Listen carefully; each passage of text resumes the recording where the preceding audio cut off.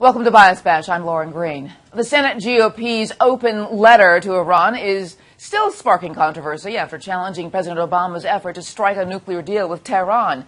As the story develops, how does the media see the story?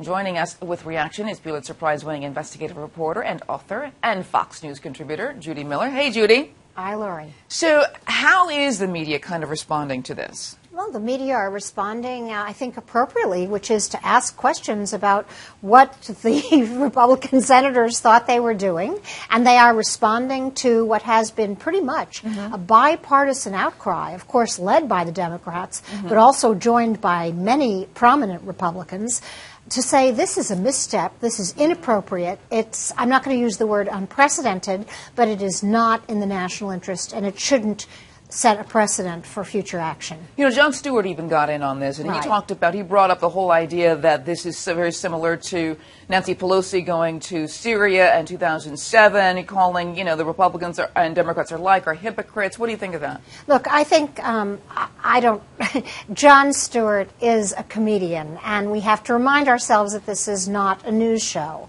But I think that Nancy Pelosi's trip in 2007, she says, and of course a response immediately came out from her office, was that this was a bipartisan effort. This trip was approved by a bipartisan number of legislators.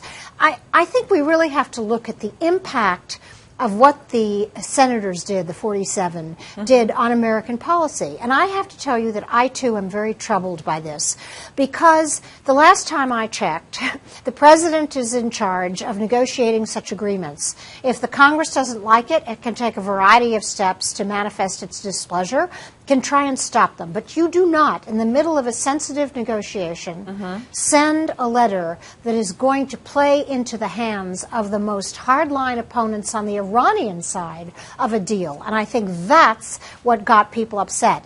And I think a legitimate comparison that should make Republicans upset is that, in effect, the 47 are the equivalent of the Iranian hardliners, both of whom want to block. Now, that's a criticism you're beginning to hear, but that raises some pretty serious questions. I've got a couple of things to ask you about it, but the Wall Street Journal talked about how the Obama partly brought it on himself, because he froze out Congress, promised to veto any attempt to allow lawmakers to vote on a deal. I mean, what do you think about that? Look, I think we have had arms control agreements in the past which are not treaties. The president says this is not a treaty. Congress is in a position to take many, many steps to disagree with that judgment, and it can. But to get ahead of that step and to say we are going to block this agreement even before it's made, that, I think, is a very, very disturbing trend, and I don't see how Republicans can justify it. Yes, this administration is not transparent. We in the media have been complaining vigorously and consistently about this. That doesn't justify the letter. One of the things that what I've noticed about people, Europeans, foreigners, is that they seem to know a whole lot more about American politics than many Americans do. So my thought was, wouldn't the Iranians pretty much know that already about the U.S. Constitution? And wouldn't we be interested in understanding, what's the point if they already know that, and, what's the deal here?